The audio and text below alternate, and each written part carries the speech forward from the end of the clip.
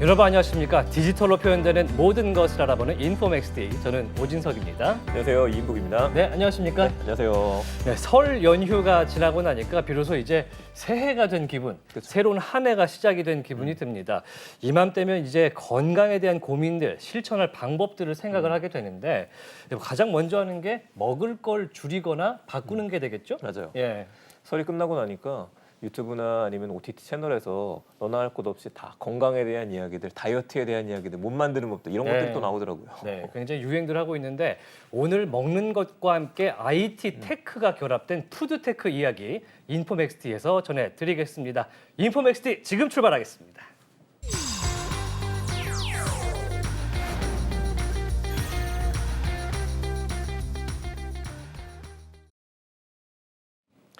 네, 차고 넘치는 정보의 홍수 속에서 균형 잡힌 전문가의 인사이트 만나보겠습니다. 인포맥스 인사이트인데요. 자, 오늘 만나볼 분은요. 서울대학교 이기원 식품생명공학과 교수님 만나보겠습니다. 안녕하세요. 네, 안녕하십니까. 안녕하세요. 네.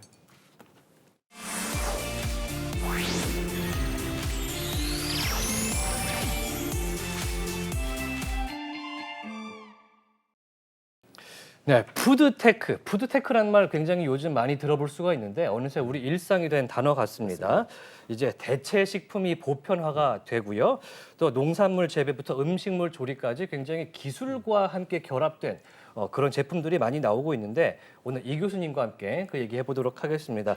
일단 푸드테크가 이제 2020년대 이제 사람들이 집에 많이 있게 되는 코로나19 시기부터 많이 들려왔던 것 같은데 정확히 푸드테크란 뭐라고 할 수 있을까요? 예, 이제 푸드테크는 한글로 하면 이제 식품 기술이니까 예. 이제 왜 영어로 썼을까 하면 일단 글로벌 시장을 보자라는 네. 게 있고요. 이제 예. 국내에서의 어떤 산업이 아니라 세계의 어떤 변화가 생산자 중심에서 이제 소비자 중심으로 바뀌는 거죠. 이제 소비자가 개인이 원하는 먹는 것과 관련된 문제를 해결한다는 건데요. 다시 말하면 보통 식품 우리가 이제 기술 그러면 먹을 것을 만드는 거 생산 기술을 얘기를 합니다. 네. 근데 여기는 소비 기술은 먹기 위해서 필요한 겁니다. 내가 먹으려면 예를 들어서 집에서 밥솥은 이게 이제 뭐냐? 밥솥은 먹을 건 아니잖아요. 근데 밥솥이 없으면 1인 가구에서 밥을 해 먹기 힘든 거죠. 네. 그리고 이제 집에서 우리가 조리하는 거에서부터 음식물을 버리는 거, 식기, 세척기 이제 이런 예. 것들도 하나의 이제 푸드테크 분야일 거고요. 네. 또 사람을 대체하는 이제 기술, 그러니까 결국은 주방에서 서빙하는 거, 조리하는 거, 또 이런 것들. 그다음에 이제 집에서 간편하게 우리 요즘에 집에서 코로나 시기에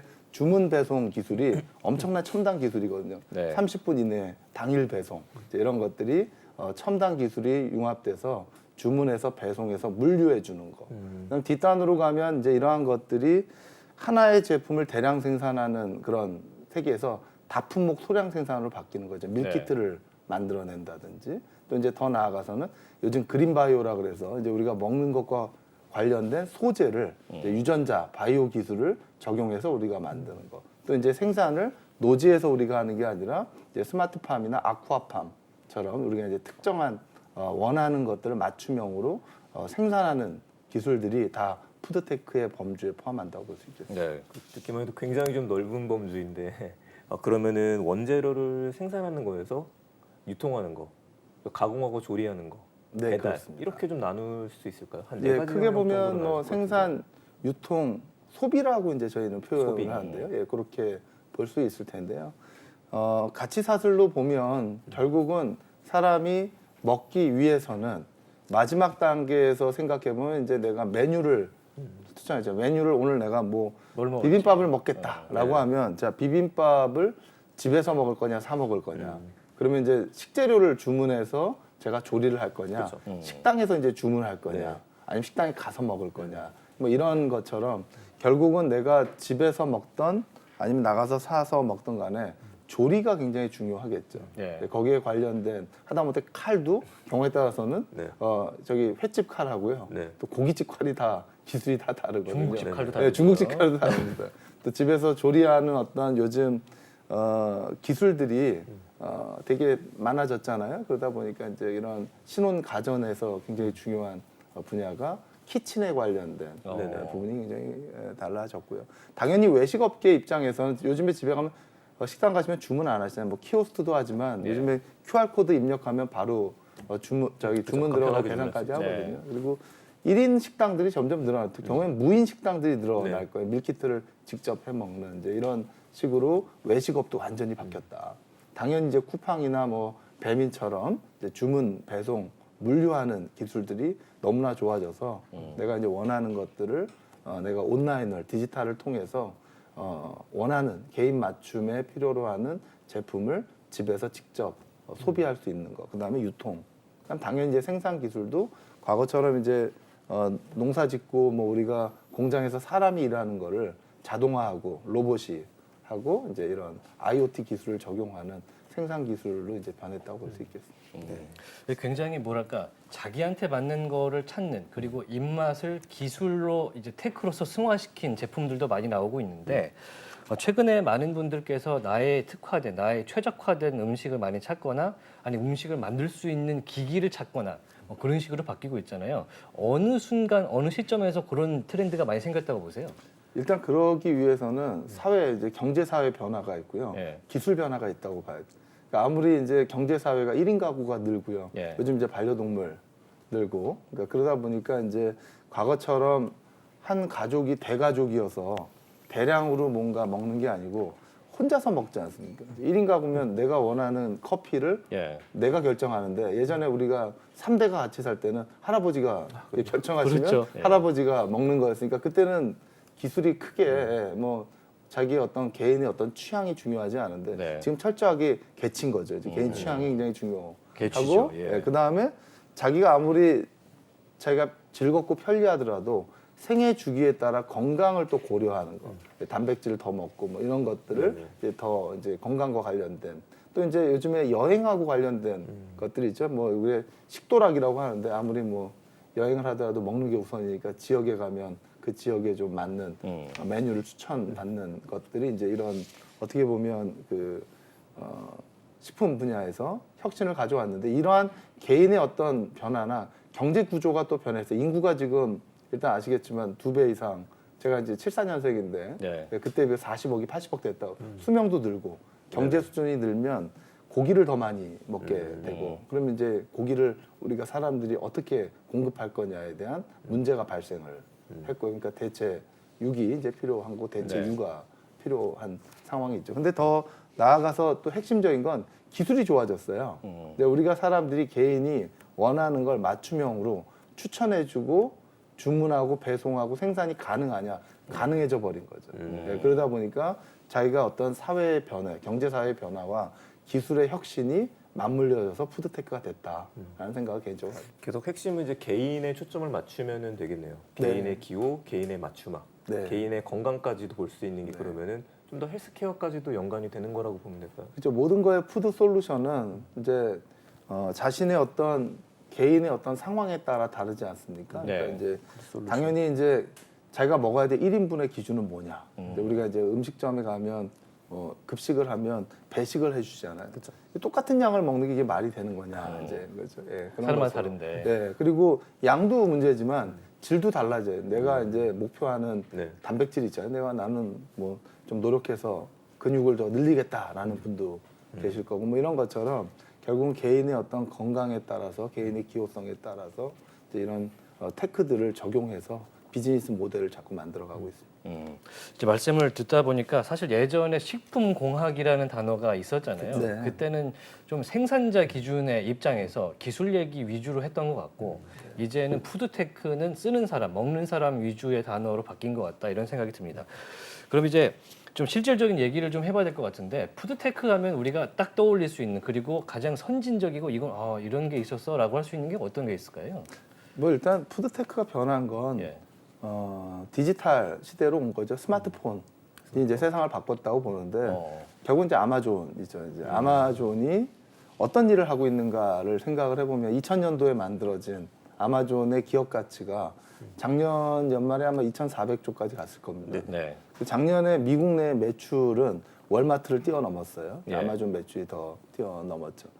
결국 사람들은 과거에는 이제 인구가 많을 때는 그 가족이 많을 때는 이런 대형 마트에 가서 음식을 주문했다면 이제는 스마트폰을 가지고 개인이 먹어야 될 거를 이제 알고리즘을 가지고 이제 추천을 받게 되죠. 그럼 아마존 예를 들면 아마존 알렉사라는 음성인식 AI가 추천을 해주고 네. 내가 그 음성인식 AI 얘기하다가 주문을 하게 되면 뭐 이 아마존의 대시원더라고 하는 게 이제 집에다가 주문을 넣어줘서 아마존 프레시가 온라인을 통해서 집에 배송해 주는 거죠. 네. 뭐 쿠팡하고 마켓 유사하죠. 관리하고 비슷하다고 생각을 하시면 됩니다. 근데 문제는 아마존은 오프라인도 진출했습니다.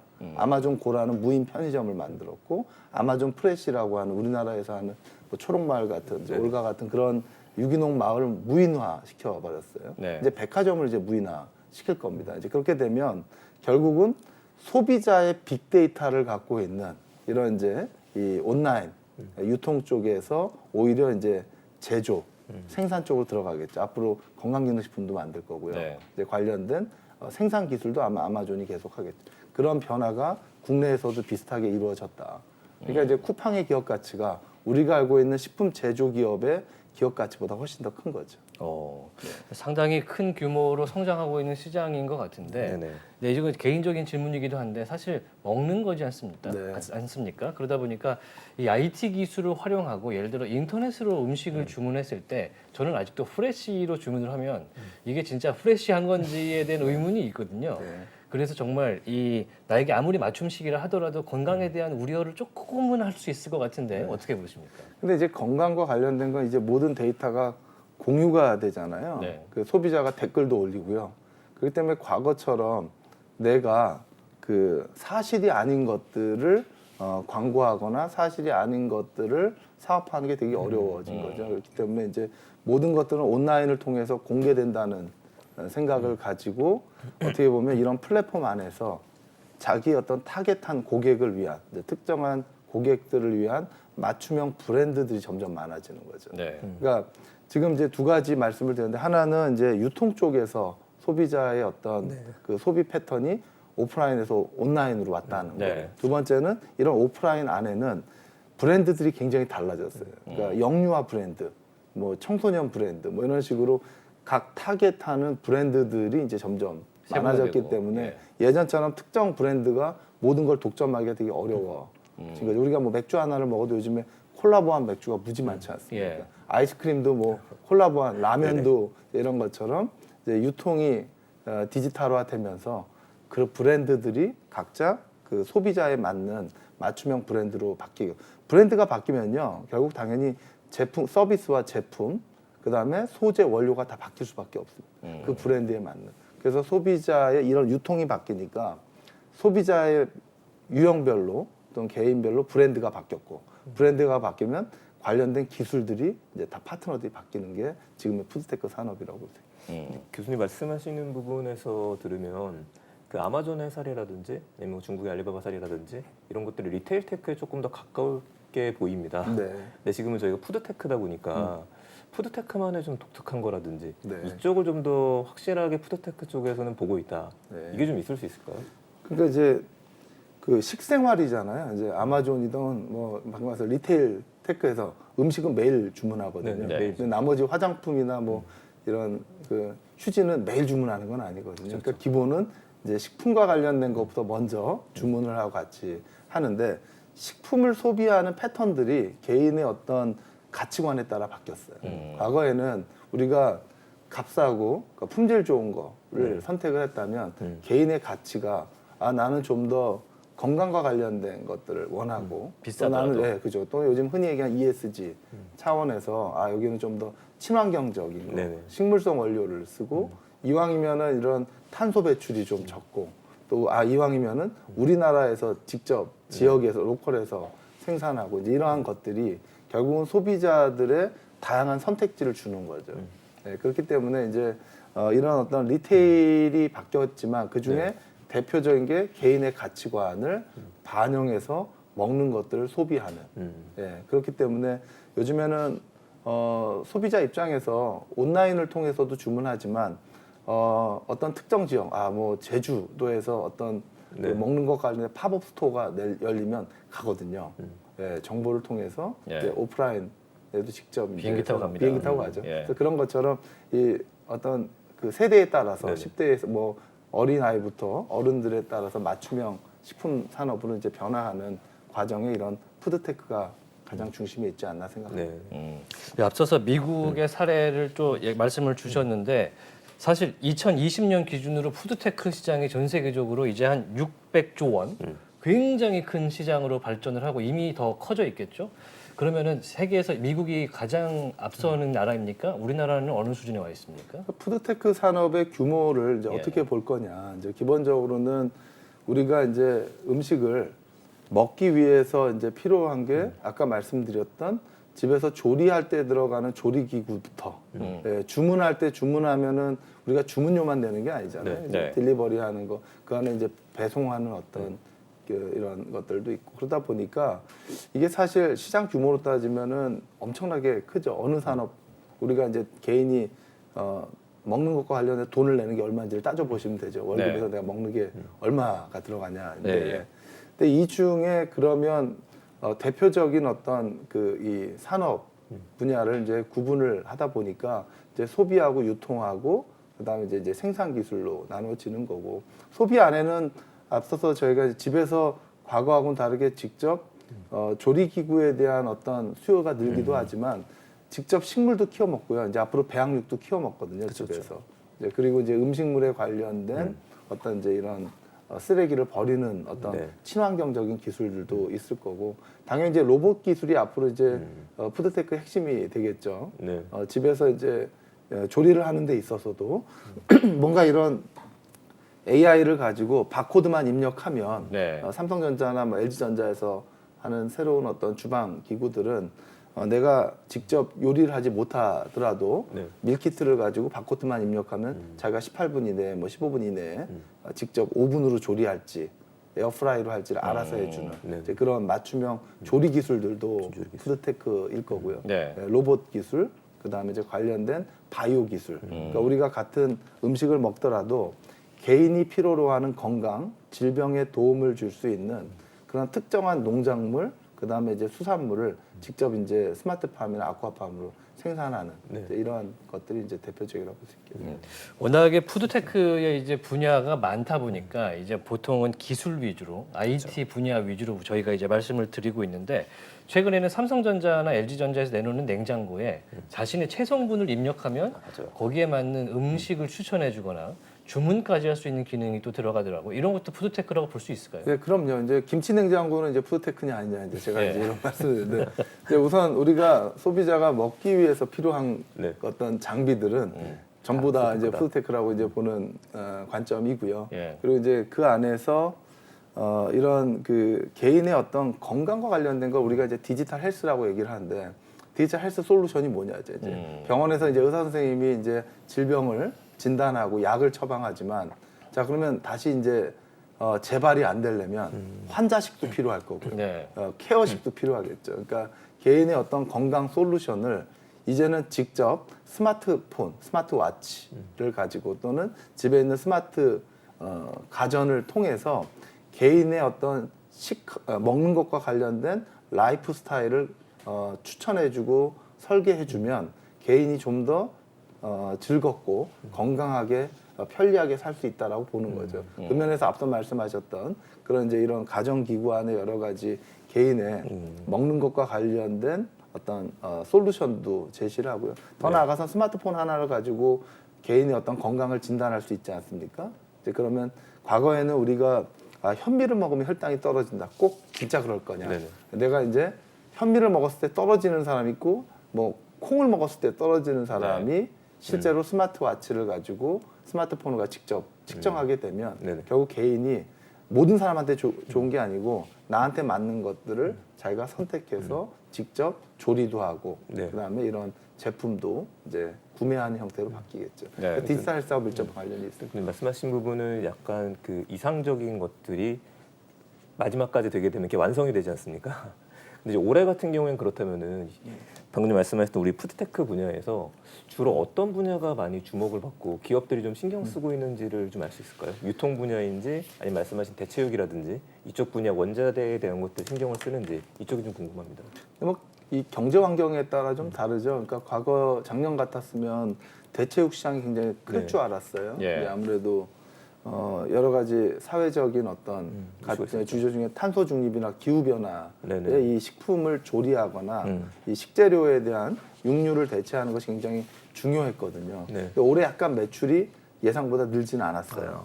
예, 그 이유는 이제 경기가 안 좋다 보니까 그렇죠. 이게 아직까지는 기술적으로 극복해야 될 것도 있지만 예. 가격이 좀 비싸거든요. 맞습니다. 예, 그러다 보니 근데 그 반면에 이제 어느 쪽 시장은 늘었을까?